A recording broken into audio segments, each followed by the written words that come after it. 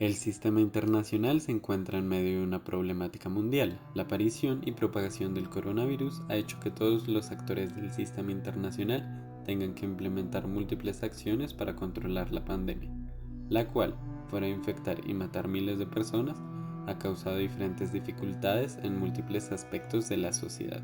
Estados, organizaciones internacionales, empresas transnacionales y hasta individuos han tomado decisiones en respuesta al COVID-19 que han perjudicado o favorecido el tratamiento de la enfermedad en el sistema. Así lucía Wuhan una vez que el coronavirus era una realidad. La primera medida de las autoridades fue cerrar la ciudad por completo. Nadie entraba ni nadie salía de acá. Desde las relaciones internacionales se pueden entender las consecuencias, impactos y conflictos a partir de cada una de las explicaciones de los diferentes paradigmas, en los cuales revisaremos aspectos como acceso a insumos médicos, la posición de Estados Unidos y China y el papel de las instituciones multilaterales como temas principales. Desde la visión del paradigma transnacional o interdependencia, el COVID-19 ha facilitado la cooperación entre actores. En primer lugar, y aunque en un principio el acceso de los países infectados a insumos médicos era escaso, a medida que avanzó la pandemia, la producción de estos incrementó y facilitó la exportación. Por ejemplo, la importación de insumos desde China a Colombia.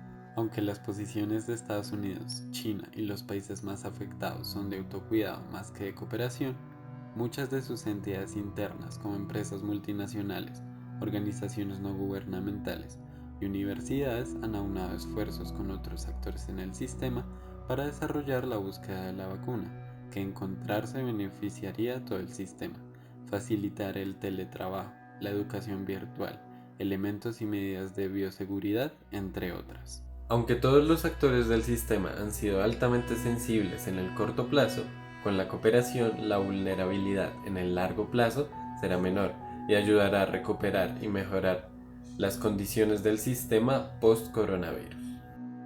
Teniendo en cuenta los postulados del paradigma estructuralista y la teoría de la dependencia, el conflicto norte-sur ha demostrado cómo la desigualdad del sistema lleva a que los países de la periferia sientan con más fuerza el peso de la pandemia. Así entonces, la falta de insumos médicos en países como Colombia y Bolivia ha generado que no logren atender las demandas de la pandemia, a pesar de ayudas como las que donó recientemente el gobierno de China a Colombia. Aunque se recomienda priorizar este tipo de exportaciones, estas han disminuido y las exigencias de países como China se han hecho más estrictas. Por otro lado, se evidencia que el gigante asiático ha logrado reducir y manejar de manera óptima el número de contagios. Ahora, el escepticismo inicial de Estados Unidos llevó a que su número de contagiados aumentara radicalmente. A pesar de esto, se sabe que su economía se recuperará más rápido que los países de América Latina.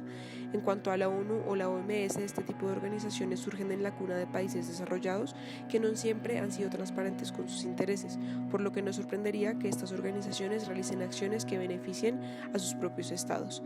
Finalmente, el tema de una posible vacuna ha sido de relevancia internacional en los últimos meses debido a la urgencia que tiene recobrar la estabilidad y desarrollo económico y social. Sin embargo, China lidera aquella carrera debido a su desarrollo tecnológico, demostrando que la hegemonía está determinada por los suministros tecnológicos que cada gobierno tiene, dejando de lado a los países denominados tercermundistas. Bajo la lupa del paradigma neorrealista, su enfoque sistémico articula las interacciones del sistema. Entonces, la lucha por los insumos médicos se reduce a cómo el posicionamiento dentro de la estructura determina el acceso a dichos materiales. En resumen, las interacciones estatales marcarán la futura estabilidad, pues muchos países dependen de estas importaciones para suplir las demandas del COVID-19. En cuanto a Estados Unidos y China, su posicionamiento en la estructura les permite sentar las bases de una estabilidad de poder mundial a través de un sistema bipolar debido a su capacidad económica y política. Ahora, las organizaciones internacionales no necesariamente estarán dispuestas a beneficiar del todo a la comunidad internacional, debido a que no cuentan con vida propia y, en cambio, sí responden a intereses de sus miembros, como se ha podido observar en el pasado con el Fondo Monetario Internacional. Por último, generar una vacuna trae consigo una disputa por la seguridad, pues la inmunidad contra el virus será lo que más garantice la estabilidad de los países alrededor del mundo. Bajo el marco de la economía política internacional, la economía y la política hacen parte de un sistema interméstico. Por su lado, las empresas transnacionales cumplen una función política, pues ellas determinan la producción de insumos médicos. Por otro lado, las estructuras económicas cumplen una función más explicativa que la guerra, pues estas rigen las dinámicas actuales. En cuanto a Estados Unidos y China, el país asiático lleva la delantera debido a las prontas medidas que tomó contra el virus. Por otro lado, las organizaciones multilaterales eventualmente harán caso a sus intereses económicos presentes en una sentencia política que éstas lleguen a establecer. Por último, si analizamos el desarrollo tecnológico y una consecuente vacuna, es evidente que debe haber un ganador. Teniendo en cuenta cada uno de los paradigmas analizados, concluimos que el paradigma estructuralista y de teoría de la dependencia es el que mejor se sitúa al análisis de las consecuencias más graves de la pandemia.